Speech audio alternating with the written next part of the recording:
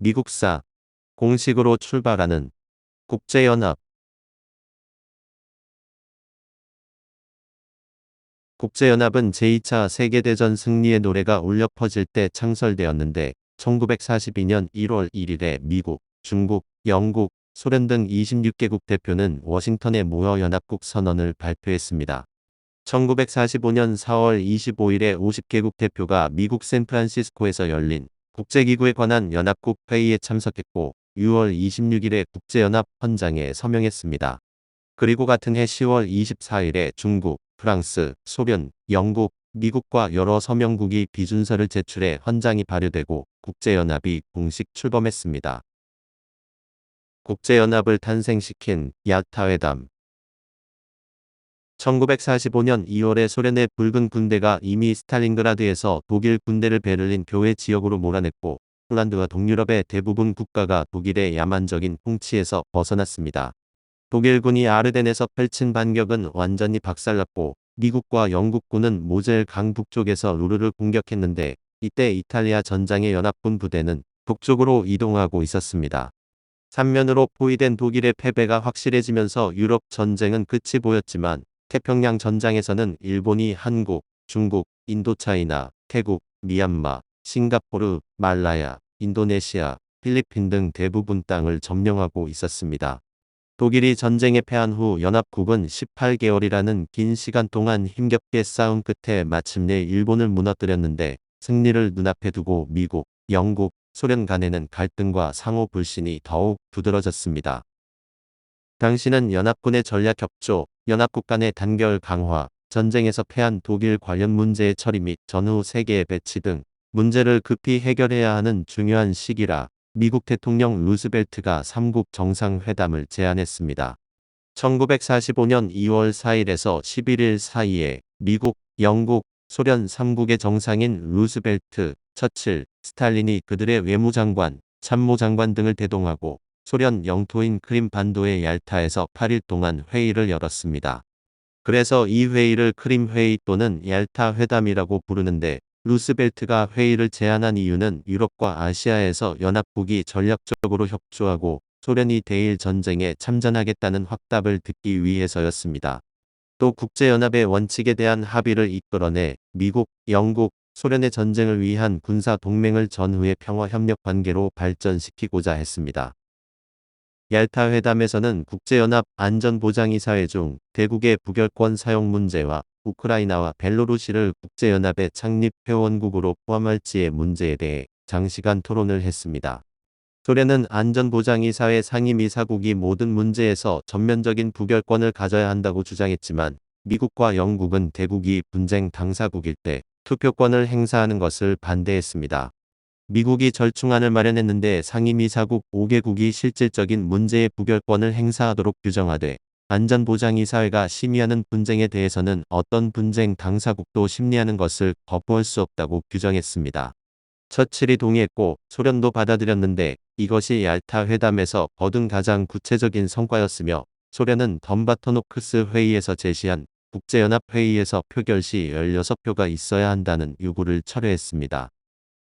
2개 또는 3개 공화국의 가입을 원했는데 우크라이나, 벨로루시, 리투아니아를 국제연합의 창립 회원국으로 포함시키려 했고 처칠도 영국 제국의 각 자치령을 창립 회원국으로 포함시키려고 소련을 지지했습니다. 그러나 루스벨트가 우크라이나와 벨로루시만 포함시키는 데 동의했고 이로써 소련은 실질적으로 3표를 갖게 되었습니다. 드디어 창설되는 국제연합. 1945년 4월 25일에 미국 샌프란시스코에서 50개국 대표가 국제기구에 관한 연합국 회의를 개최했고 6월 26일에 국제연합 헌장에 서명했습니다. 미국 트루먼 대통령은 회의 폐막식에서 연설하며 국제연합 헌장은 30년 전의 위대한 정치가 우드로 윌슨의 이상과 제2차 세계대전의 용감한 지도자 프랭클린 루스벨트의 목표를 실현한 것이라고 칭찬했습니다. 이어서 10월 24일에 중국, 미국, 영국, 프랑스, 소련과 그 밖의 여러 국가가 비준서를 제출하면서 국제연합 헌장이 발효되었고 국제연합이 공식 출범했습니다.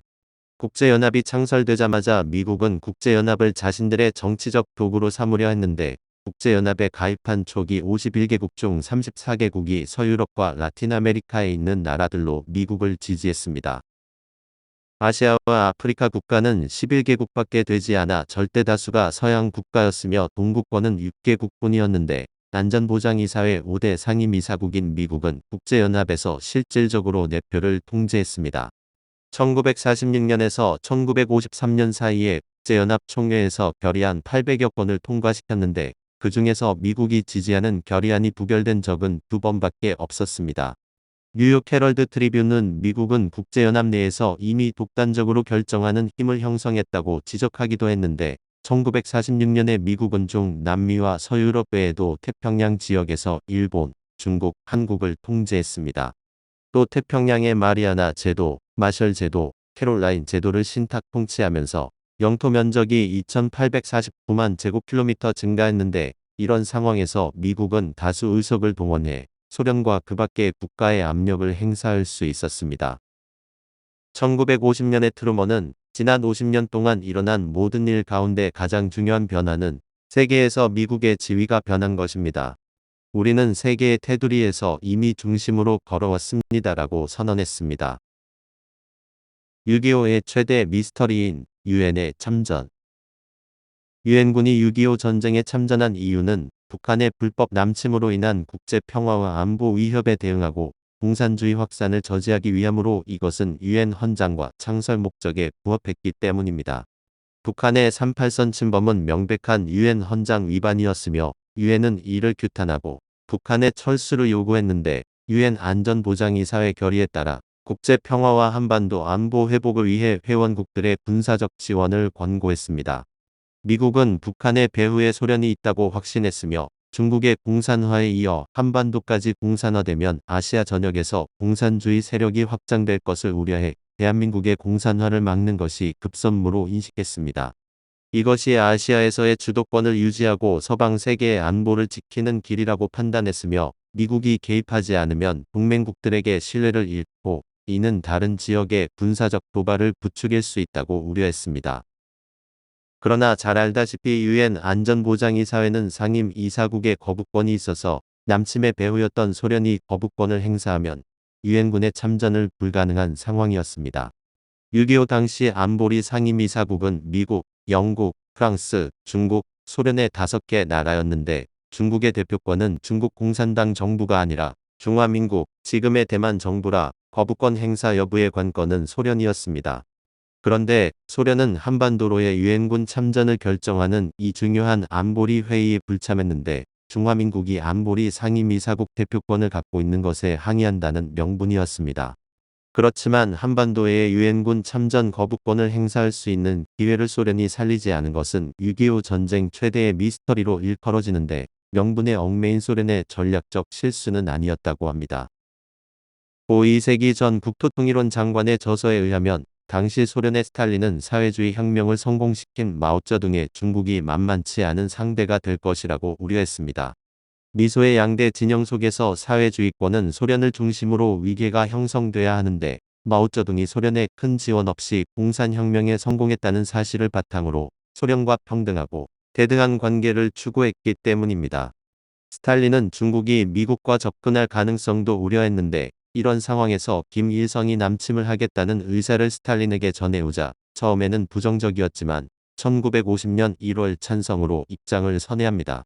김일성이 전쟁의 불길을 당겨놓으면 미국과 중국이 참전하도록 유도해 미국과 중국의 힘을 빼고 중국을 미국과 서방 세계로부터 완전히 격리되게 함으로써 소련에 의존하도록 만들겠다는 계산이었다는 것입니다.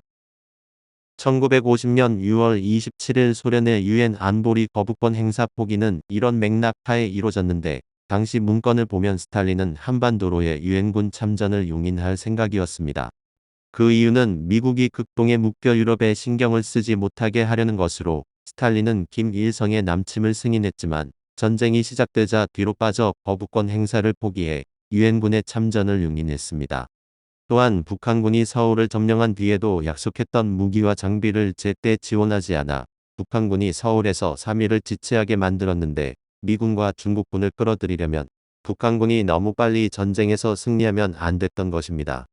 결국 김일성은 말판의 말이었으며 스탈린이 중국과 미국을 동시에 제압하는 방법으로 김일성이 제안해온 남침 계획을 승인해 미중 대결을 유도한 것이 6.25 전쟁의 본질이었다는 것이 이 전 장관의 주장입니다.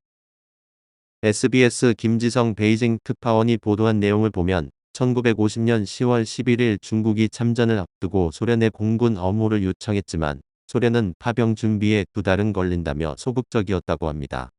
그러나 중국이 참전한 지 13일 만인 11월 1일 소련은 전투기를 출격시키고 미군 전투기와 공중전을 벌이는데 북한과 중국을 돕는 것이 아니라 중국 참전 사실을 공개해 중국이 발을 빼지 못하게 하려는 의도였다고 합니다. 당시까지만 해도 중국은 참전 사실을 비밀로 한 채 미군과의 충돌도 피하는 중이었는데 소련이 미군 전투기와 공중전을 벌여 이를 중국 전투기로 오인한 미국이 중국의 참전을 기정사실화했다고 합니다. 당시 소련 전투기들은 자국 표식을 달지 않고 소련이 아닌 중국에서 출격했다는데 중국의 참전이 공식화되자 소련은 다시 소극적인 태도로 바뀌었다고 합니다. 오늘 미국사는 공식으로 출발하는 국제연합이었습니다.